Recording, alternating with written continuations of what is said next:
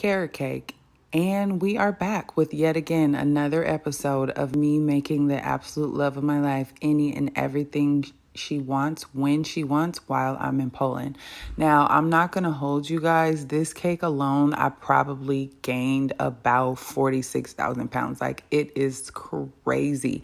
I am thicker than a Snicker, y'all. Like, I took the bakery rolls in my back. Like, I took them way too far. And now I have to go inside a gym and reel them back in. I'm out here meal prepping for myself. Granted, it's only been like a week and a half, so let's not get too crazy, but I am absolutely already tired of eating grass and air. Like, this just doesn't work for me. Like, I refilled Austin's snack bar and it's cookies on there, Nutri-Grain bars, Cheeto Puffs, hot Cheetos, Rice Krispie Treats, and I'm in here eating carrots with no ranch.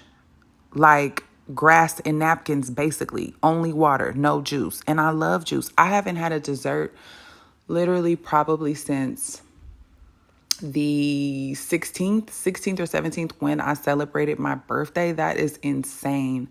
This cake did come out beautifully. The recipe is in the caption.